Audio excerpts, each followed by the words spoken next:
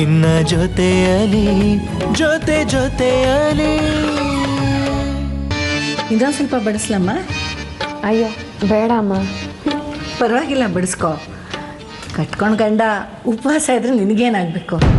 ನಿನ್ನ ಹೊಟ್ಟೆ ತುಂಬಿದ್ರೆ ಸಾಕಲ್ವಾ? ಹಂಗನ್ಬೇಡಿಮ್ಮ. ಸತ್ಯವಾಗ್ಲೂ ಅಭಯನ ಬಿಟ್ಟು ಊಟ ಮಾಡಕ್ಕೆ ನನಗೆ ಮನಸ್ಸಿರಲಿಲ್ಲ. ಆದರೆ ತಟ್ಟೆಗೆ ಹಾಕಿಸ್ಕೊಂಡಿದ್ದನ್ನ ಹಾಗೆ ಬಿಟ್ಟಿದ್ರೆ ಅನ್ನಕ್ಕೆ ಮಾಡೋ ಅವಮಾನ ಅಂತ.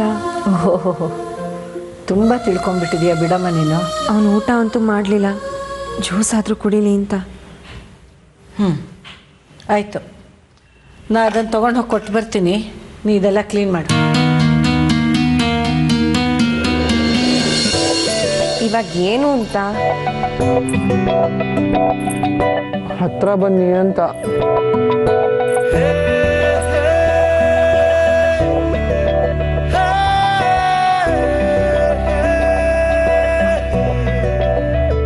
ಬಂದೆ. ಪಕ್ಕದಲ್ಲಿ ಕೂತ್ಕೊಳ್ಳಿ ಅಂತ.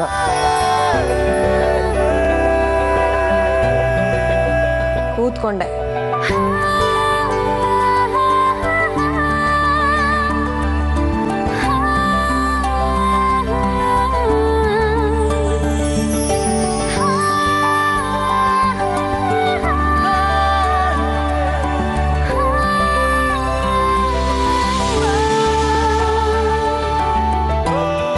ಸುಮ್ಮನೆ ಇದ್ದೀರಲ್ರಿ, ಇನ್ನೇನು ಮಾಡಬೇಕಿತ್ತು? ಹಿಂಗೆ ಮಾಡ್ರಿ. ನೀನು ಮಗುನೋ ದೊಡ್ಡವನೋ ಗೊತ್ತೇ ಆಗಲ್ಲ. ನಾನು ದೊಡ್ಡ ಮಗು ಅಷ್ಟೇ.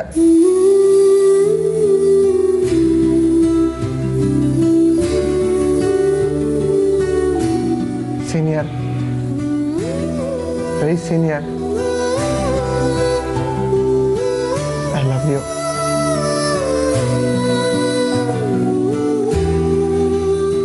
ನೀವು ಹೇಳ್ರಿ. ನೀಟು. ನೀಟು ಅಲ್ಲ, ಐ ಲವ್ ಯು ಅಂತ ಹೇಳ್ರಿ. ಹೇಳ್ರಿ. I love you.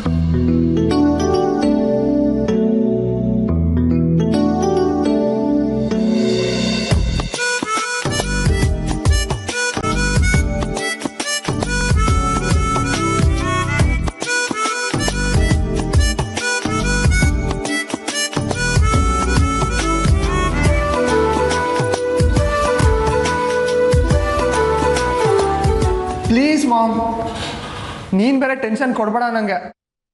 ಸುಮ್ಮನೆ ತಗೊಂಡು ಹೋಗು.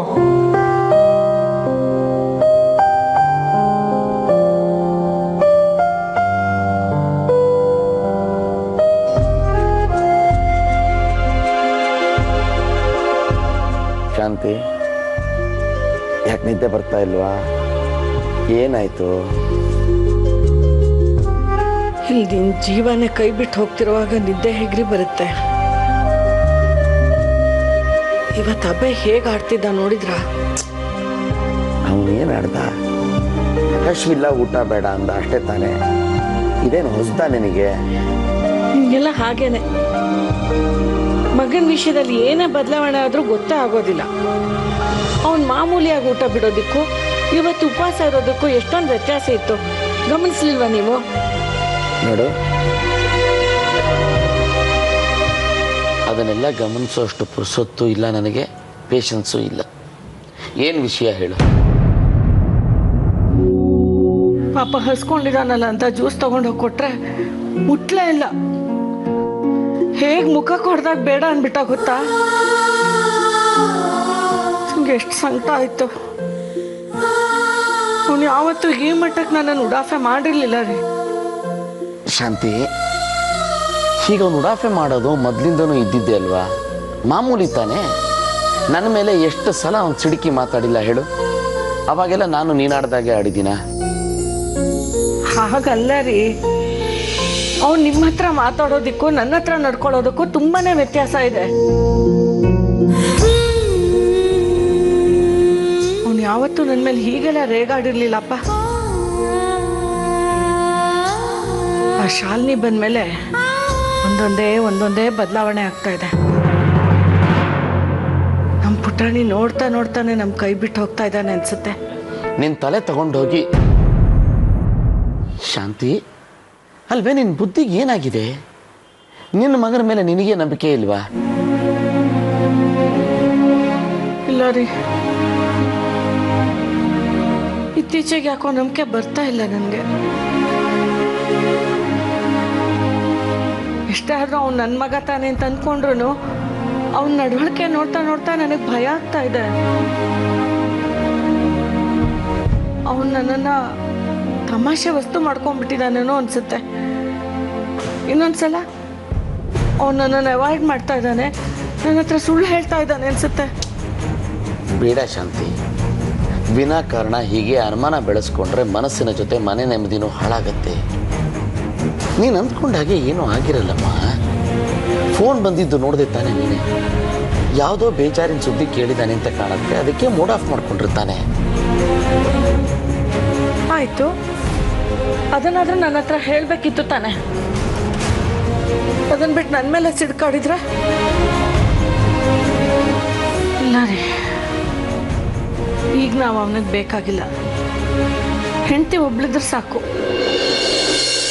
ನಾನಂತೂ ತುಂಬಾನೇ ಕೇವಲ ಆಗ್ಬಿಟ್ಟಿದ್ದೀನಿ ಅವನಿಗೆ. ಅರ್ಧ ರಾತ್ರಿಲಿ ಇವೆಲ್ಲ ಬೇಕೇನೆ. ಆಯ್ತು, ಈಗ ನಿನ್ನನ್ನು ಉಡಾಫೆ ಮಾಡ್ತೀಯ ನಿಂತಲೇ ಇಟ್ಕೋ. ಏನೀಗ ಏನ್ ಮಾಡ್ಬೇಕು ಅಂತಿದೀಯ ಈಗ?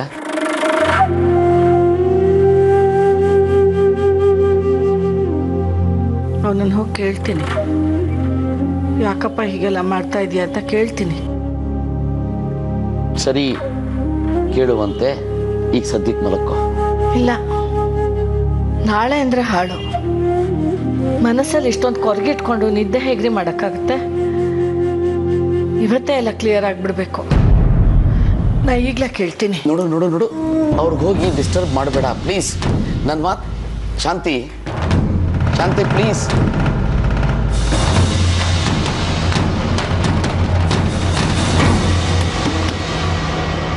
ಅಭಿ, ಅಭಯ್,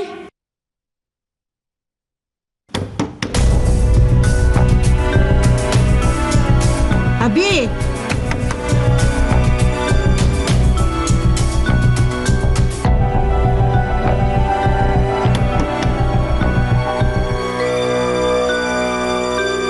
ಏನ್ ಮಾಮ್? ಅಭಿ, ಯಾಕೋ ಹೀಗೆ ಮಾಡ್ತಾ ಇದೀಯಾ? ಈ ಅಮ್ಮ ಬೇಕಾಗಿಲ್ವಾ ನಿಂಗೆ? ಇದ್ದಕ್ಕಿದ್ದಂಗೆ ನಿಂಗೇನಾಯ್ತು ಮಾಮ್? ನಾನೇನ್ ಮಾಡ್ದೆ? ನೀ ಏನ್ ಮಾಡ್ದೆ ಅಂತ ಎಲ್ರಿಗೂ ಗೊತ್ತು. ಆದ್ರೆ ಯಾಕೆ ಹೀಗೆ ಮಾಡ್ದೆ ಅಂತ ನೀನ್ ಬಾಯ್ ಬಿಡ್ಬೇಕು. ನಾ ಜ್ಯೂಸ್ ತಂದು ಕೊಟ್ಟಾಗ ನೀನ್ ಯಾಕೆ ಬೇಡ ಅಂದೆ? ನಿಜ ಹೇಳು. ಅದೆಲ್ಲ ಬೇಕಾ ಇವಾಗ? ನಿಜ ಹೇಳ್ತೀಯೋ ಇಲ್ವೋ?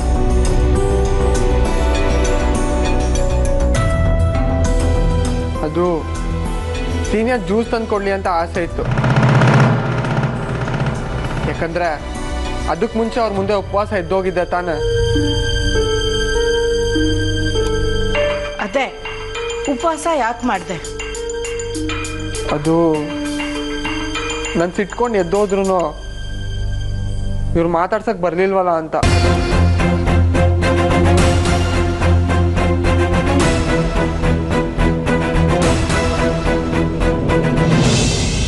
ಅದೇ ನಿಂಗೆ ಇದ್ದಕ್ಕಿದ್ದಾಗೆ ಯಾಕೆ ಸಿಟ್ಟು ಬಂತು ಅಂತ. ಅದನ್ನೆಲ್ಲ ಎಕ್ಸ್ಪ್ಲೇನ್ ಮಾಡ್ಬೇಕಾ ಮಾಮ್? ನನ್ನ ಸಂಕಟ ಕಡಿಮೆ ಆಗಬೇಕು ಅಂತಂದ್ರೆ ನೀ ಹೇಳಲೇಬೇಕು.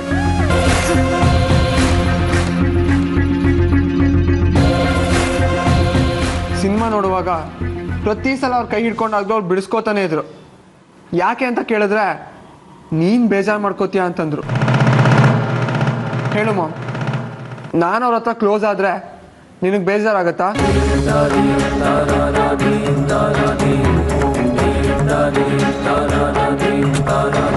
ಈಗ ನೀನೇ ಹೇಳಬೇಕು ಮಾಮ್. ನಾವಿಬ್ರು ಪ್ರೀತಿಯಿಂದ ಇದ್ರೆ ನಿನಗೆ ಸಂಕಟ ಆಗುತ್ತಾ? ಅಯ್ಯೋ, ಹಾಗೆಲ್ಲ ಏನಿಲ್ಲಪ್ಪ. ಮತ್ತ್ಯಾಕೆ ಇವ್ರು ಹಂಗೆ ಅಂದ್ಕೊಂಡ್ರು? ನೀನೇನೋ ಅಂದಿರ್ತೀಯ ಮಾಮ್. ಸಂಜೆನೂ ಅಷ್ಟೇ, ನಾನು ಸೀನಿಯರ್ನ ಫಿಲ್ಮಿಗೆ ಕರೆದಾಗ ಅವ್ರು ನಿನ್ನ ಮುಖ ನೋಡ್ಕೊಂಡು ಕ್ಯಾನ್ಸಲ್ ಮಾಡಿದ್ರು. ಅಂಥದ್ದು ಏನು ಹೇಳಿದ್ಯಾ ಮಾಮ್ ಇವ್ರಿಗೆ? ಅದರಿಂದನೇ ಇಷ್ಟೆಲ್ಲ ಪ್ರಾಬ್ಲಮ್ ಕ್ರಿಯೇಟ್ ಆಗ್ತಾ ಇರೋದು. ನೀವಾದ್ರೂ ಹೇಳ್ರಿ ಶಾಲಿನಿ, ಮಾಮ್ ನಿಮ್ಗೆ ಏನಂದ್ರು? ನೀವು ಯಾಕೆ ಫಿಲ್ಮಿಗೆ ಬರಲ್ಲ ಅಂತ ಹೇಳಿದ್ರೆ? ನಿಜ ಹೇಳಿ.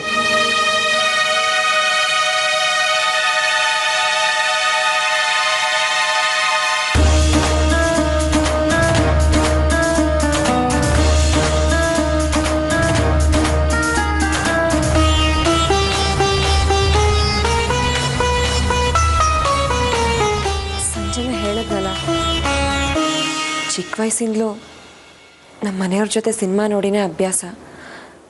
ಇಲ್ಲೂ ಹಾಗೆ ಹೋಗೋಣ ಅನ್ನಿಸ್ತು, ಅದಕ್ಕೆ ಬೇಡ ಅಂದಿತ್ತು. ನಿಜವಾಗ್ಲೂ ಅಷ್ಟೇನಾ? ಮಾಮ್ ಬೇರೆ ಏನೂ ಅಂದೇ ಇಲ್ವಾ? ನನ್ನ ಮೇಲೆ ಆಣೆ.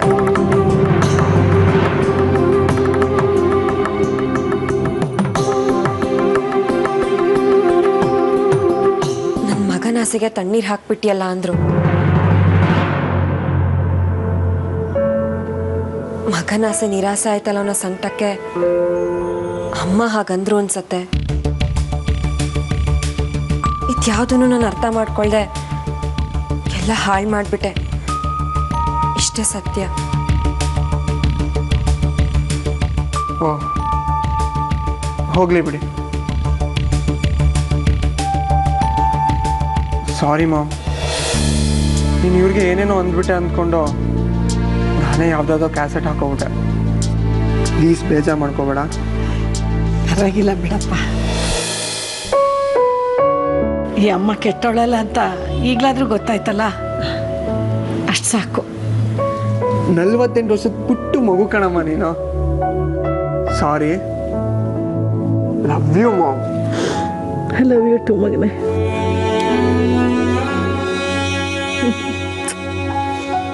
Good night. Good night. ಮಲಕ್ಕೊಳ್ಳಿ.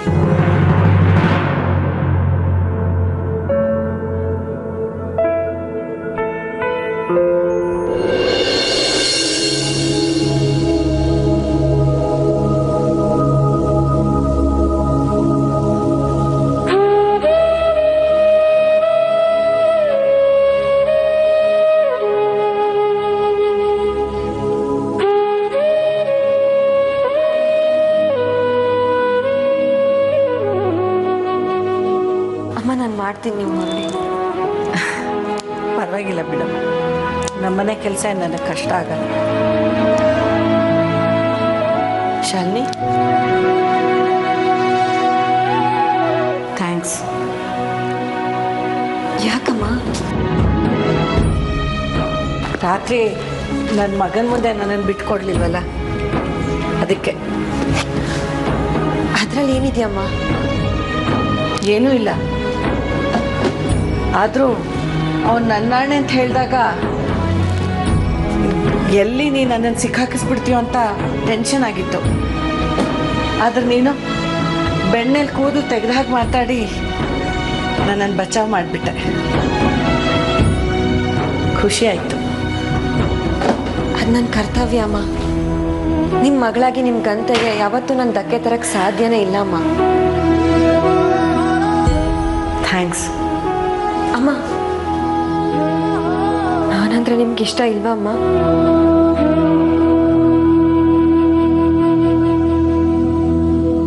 ನೀವು ಹೇಳಿದ್ರು ಹೇಳ್ದೆ ಹೋದ್ರು ನನಗೆ ಅರ್ಥ ಆಗತ್ತಮ್ಮ.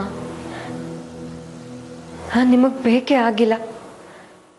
ನನ್ನ ಕಂಡ್ರೆ ನಿಮಗೆ ಆಗೋದೇ ಇಲ್ಲ. ನಗ್ತಾ ನಗ್ತಾನೆ ಚಾಟಿ ಬೀಸ್ತೀರ. ತುಂಬಾ ಹರ್ಟ್ ಆಗುತ್ತಮ್ಮ.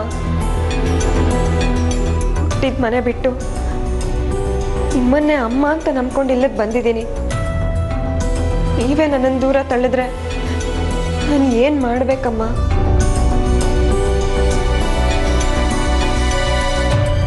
ನಿನ್ನ ಪಾಲೆಗೆ ನಿನ್ನ ಗಂಡ ಇದ್ದಾನಲ್ಲ, ಅಷ್ಟು ಸಾಕಲ್ವಾ? ಬರೀ ಗಂಡನಿಗೋಸ್ಕರ ನಾನು ಬರಲಿಲ್ಲ ಅಮ್ಮ. ನನಗೆ ಅಪ್ಪ ಅಮ್ಮ ತಾತ ಎಲ್ಲರೂ ಬೇಕು.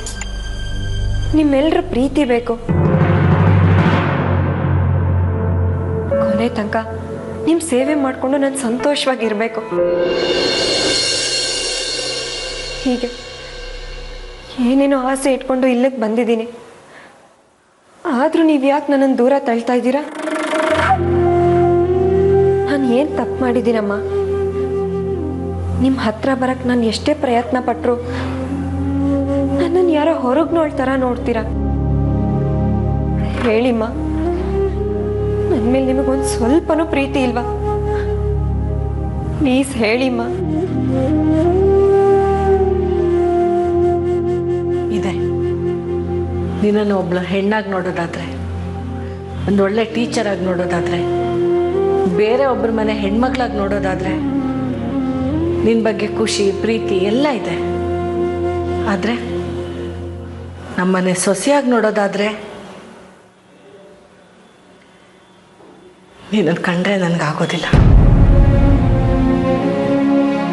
ಅದೇ ಯಾಕಮ್ಮ? ನಾನು ಏನು ತಪ್ಪು ಮಾಡಿದ್ದೀನಿ? ಸರಿಯಾಗಿ ನಡ್ಕೋತಾ ಇಲ್ವಾ? ಇಲ್ಲ ಕೆಲಸ ಮಾಡ್ತಾ ಇಲ್ವಾ? ಇನ್ನು ಮುಂದೆ ನೀವು ಹೆಂಗೆ ಹೇಳ್ತೀರೋ ನಾನು ಹಂಗೆ ಕೇಳ್ತೀನಿ. ಇಂಥ ಜಾಗದಲ್ಲಿ ಬಿದ್ದಿರು ಅಂದ್ರೆ ಅಂಥ ಜಾಗದಲ್ಲಿ ಬಿದ್ದಿರ್ತೀನಿ. ಊಟ ಕೊಟ್ಟರೆ ತಿಂತೀನಿ, ಇಲ್ವಾ ನಗ್ನಗ್ತಾನೆ ಉಪವಾಸ ಇರ್ತೀನಿ. ಆದರೆ ಪ್ರೀತಿ ಮಾತ್ರ ಇಲ್ಲ ಅಂತ ಹೇಳಬೇಡಿಮ್ಮ. ನನ್ನಲ್ಲಿ ಏನೇ ದೋಷ ಇದ್ರೂ ಈ ಕ್ಷಣದಿಂದಲೇ ನಾನು ಅದನ್ನು ಸರಿ ಮಾಡ್ಕೋತೀನಿ. ದಯವಿಟ್ಟು ಹೇಳಿಮ್ಮ. ನಿನಗೆ ವಯಸ್ಸಿನ ದೋಷ ಇದೆ, ಸರಿ ಮಾಡ್ಕೋತೀಯಾ?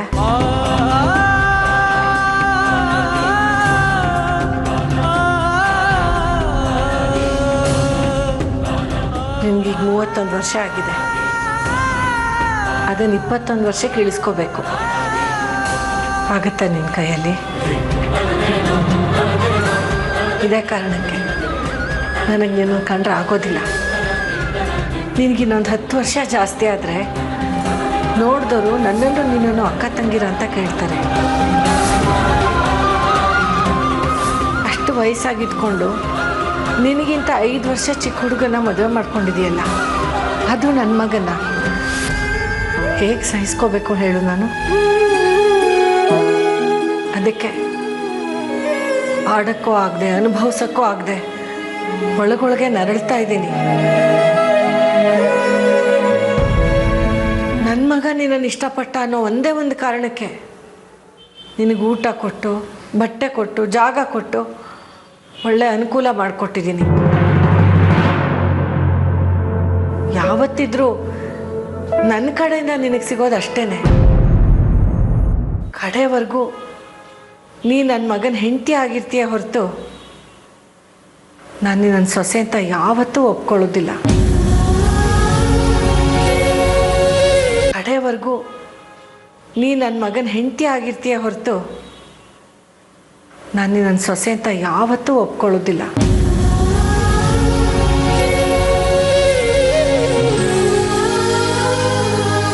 ಅಂತ ಆಸೆ ಇದ್ದರೆ ಅದನ್ನ ಈಗಲೇ ಬಿಟ್ಬಿಡು.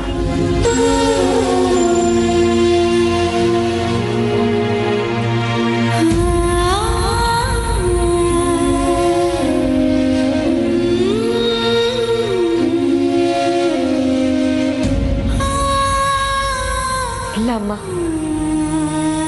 ನಿನ್ಮೇಲೆ ನನ್ನ ಭರವಸೆ ಯಾವತ್ತೂ ಕಳ್ಕೊಳ್ಳೋದಿಲ್ಲ.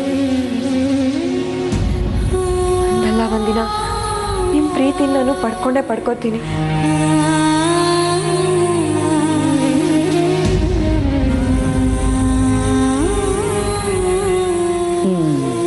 ಜಾಲೆ.